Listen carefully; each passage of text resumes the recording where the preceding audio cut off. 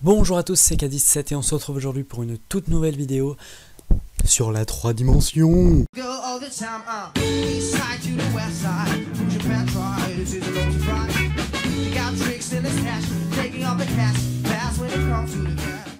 Aujourd'hui je vais vous parler de système 3D et enfin pas que aujourd'hui d'ailleurs, puisque je vais lancer une série de vidéos qui sont consacrées à ça. Et donc je vais commencer cette série qui s'appelle 3ème dimension par pourquoi voit-on en 3D et qu'est-ce que la 3D en fait? Parlons de la dimension. Une dimension, c'est un endroit où on peut se déplacer. On va utiliser pour illustrer les dimensions un repère X, Y, Z. C'est l'exemple qui me semble le plus simple. Prendre par exemple la première dimension, l'axe X, qui va être un axe qui est là horizontal, mais il peut très bien être vertical. Donc l'axe X est un axe de une dimension sur lequel on peut se déplacer, mais seulement sur cet axe. C'est-à-dire on ne peut pas se déplacer devant, derrière ou en haut ou en bas, c'est seulement sur cette petite ligne tout en largeur. Ah, c'est juste une ligne quoi. Donc pour voir des images en 2D, qu'est-ce qu'il faut? Eh bien il faut ajouter une deuxième dimension qui est un autre axe dimensionnel que l'on va appeler ici Y. Donc qui lui sera vertical. Donc notre axe Y va lui aussi permettre des déplacements sur son axe, mais depuis l'axe X, on peut se déplacer sur le plan Y. Ce qui permet déjà de créer une image en 2D. Maintenant, on va parler du relief.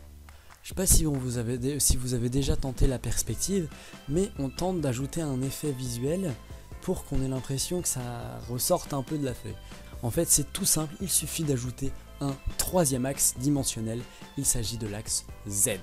Celui-ci se situe donc là, c'est un peu compliqué sur le plan, mais en gros vous voyez, là vous avez l'axe X, là l'axe Y à angle droit, et ben ici vous avez à angle droit l'axe Z, tout simplement.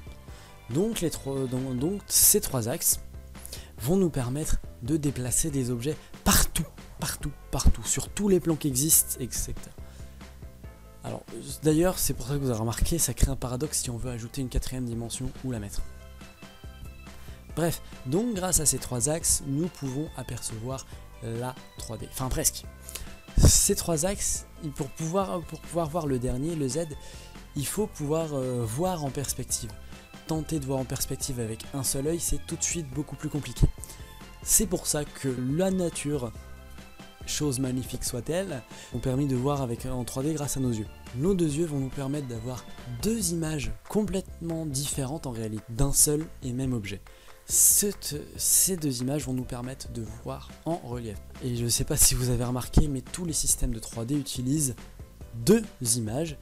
Et pour interpréter ces images, la plupart du temps, nous avons besoin de lunettes 3D. Je vais faire une autre vidéo, puisque celle-ci se termine maintenant, qui va vous parler du plus vieux système de 3D qui existe au monde. Est-ce que vous savez lequel c'est? Il a juste plus de 200 ans ce système. C'est le système Anaglyph.